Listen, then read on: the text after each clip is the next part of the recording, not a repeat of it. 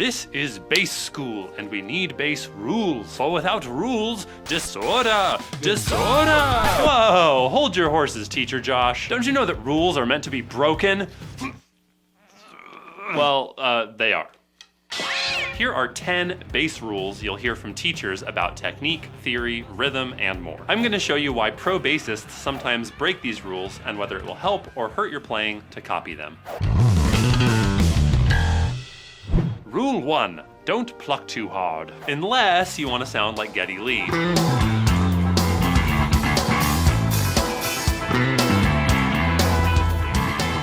Teachers tell you not to overpluck because it's tiring and it gives you this kind of nasty tone.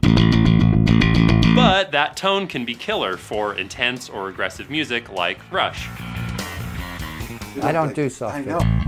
I attack the bass. Just pay attention to the difference in sound between normal plucking and overplucking. And don't overpluck when you need a nice mellow sound.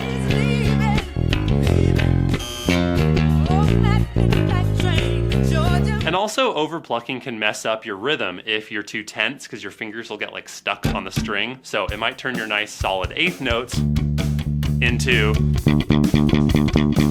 Before we hear Rule 2, a quick shout out to Mike at Art of Guitar. Check out his 10 Rules That Guitarists Break video, which inspired this bassy version after you're done watching here. The link is in the description. Rule 2, pluck with 2 fingers, unless you want to sound like James Jamerson.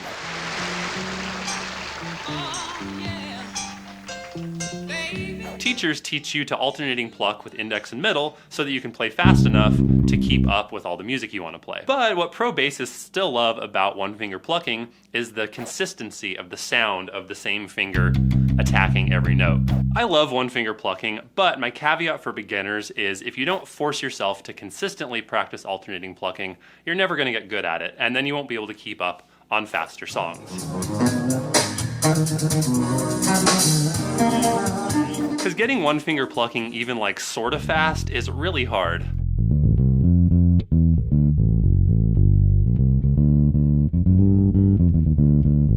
Whew. Rule 2.5. Click like and subscribe to Bass Buzz. And don't skip the notification bell. How can you have any pudding if you don't eat your meat? Get on with your work. Rule 3. Use the pinky to fret. Unless you want to play like Chris Squire.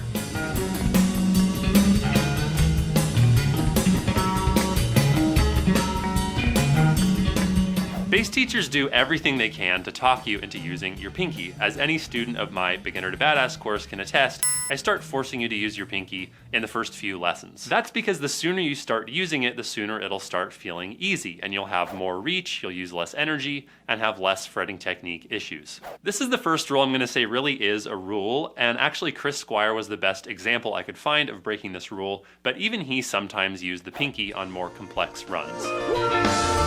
But he might have been able to relax his hand more and do less work by incorporating the pinky more often. Playing something like 3rd fret, 5th fret with index and ring fingers the way Chris Squire typically would have means that your hand is stretched this amount. But if you go index pinky, now you're stretched less, which means less work, which really adds up after hours of playing. Rule 4, no thumb over the neck, unless you want to play like Louis Johnson.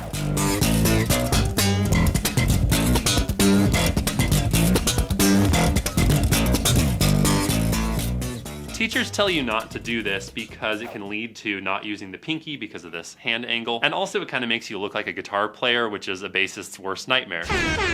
But doing this at the right time has some benefits. That thumb can help with muting the low strings, especially when you're picking or slapping and you don't have your plucking thumb available for muting. And you can also add secret low notes with the thumb like Louis Johnson does on songs like Billie Jean. You might think that bass line goes like this, but it actually goes like this.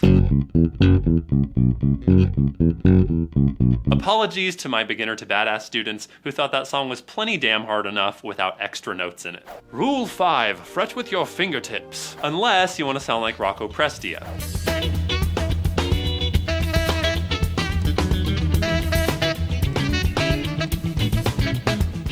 Teachers push using the fingertips because it keeps you from like locking out your fingers like this, and it's also easier to not like accidentally mute yourself, and you just get cleaner, tighter notes. But that's actually why fretting with flat fingers like Rocco can be an awesome move in the right context.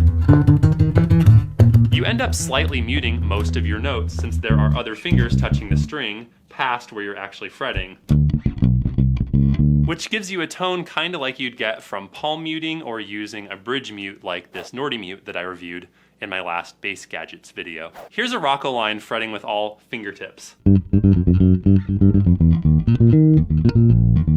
And here's flat fingers. It's less clean and it's way funkier, and you still aren't locking your fingers out to do this. They're just kind of flat-ish. Rule 6, keep your bass above the waist. Unless you want to play like Robert Trujillo.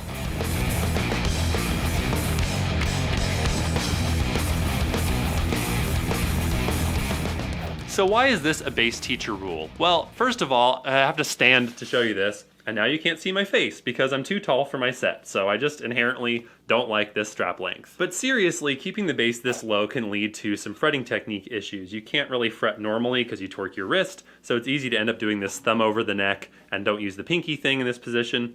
And also, if you like to stand and sit, it means that your strap is useless when you're sitting down. So why does a killer bassist like Trujillo choose to rock the bass this low? I mean, it kind of looks really cool if you're standing on stage and rocking out.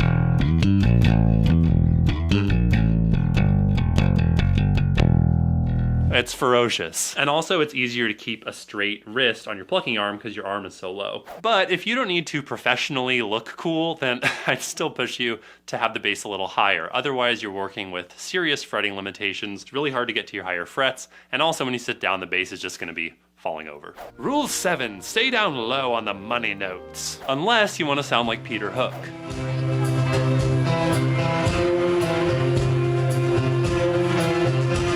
It's not just teachers who say to stay down on low notes when you play bass. You'll hear this from studio session pros, from producers, and maybe even from your band leader if you stray too far. That's why learning those notes on the first few frets is so important as a beginner. So check out my fretboard money notes video if you still need work on that. But if you want bass to be a strong melodic voice in your band, like Hooky, then the sky's the limit, or at least the top of the fretboard is. I mean, just imagine Love Will Tear Us Apart without those cool high notes.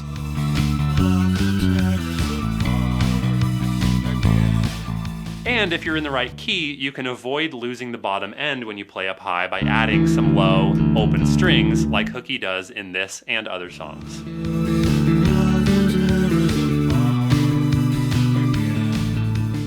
Rule 8, bass tone should have lots of low end, unless you want to sound like Victor Wooten.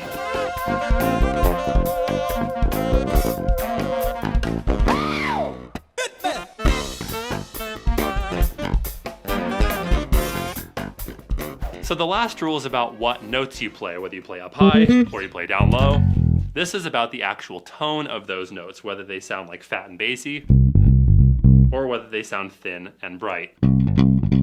The general rule, whether you ask a bass teacher or a sound engineer, is that you need enough bottom end in your tone to fill the role of the bass player. So how does Victor Wooten get away with a much thinner, more guitar-like tone? Well, Vic is a lead bassist. Thinning his tone is a clever move he uses so that even somebody without a great ear for bass can still pick out all the virtuosic madness he plays. Check it out. Here's Victor's tune, Me and My Bass Guitar, with just some nice solid bass tone.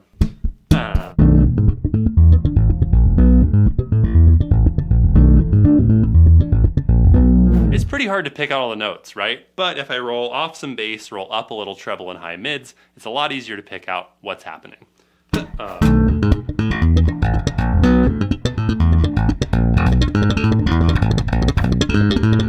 I knew I learned that lick when I was 16 for a good reason. So for the average bassist, yes, you need to bring good bassy tone to your band. But if your lines or solos need to cut through the mix more, you can experiment carefully with thinning out your tone. Rule 9, you must learn theory. Unless you want to play like Billy Sheehan.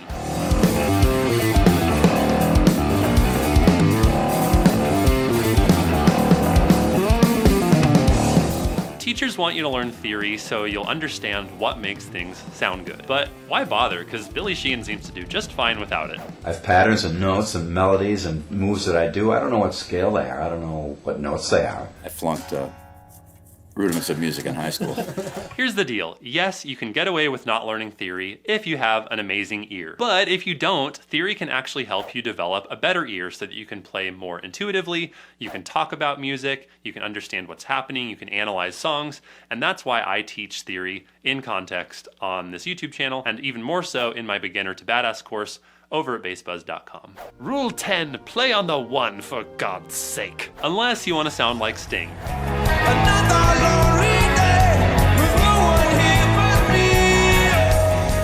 me. Beat 1 is super important for bass players, as any Bootsy Collins fan knows. And you hit on the 1. I did a whole video talking about Bootsy and the 1, which you can check out here. So what's going on when bassists like Sting don't always play on the 1? Does that mean it doesn't really matter? No. Take a song like Roxanne. The verse bass line has almost no beat 1, but that works because the guitar is hitting the 1. So they've traded roles from a normal reggae feel, where the bass would be on the beat and the guitar would be off the beat. So Sting is still relating to the 1, he's just dancing around it and playing with your expectations. And it works because it's supported by the guitar part. So yeah, most of the time bass lines need to hit on the 1. But in the right context and with support from the rest of the band, playing with that expectation can sound really cool. Teacher Josh, you're throwing us all these rules. Can you even play the bass? Of course I can. Well, only songs about teachers. Hey, teacher, leave them kids alone. That is bad. I'm not the teacher. Rock, rock, rock, rock, rock, high school. Chin up.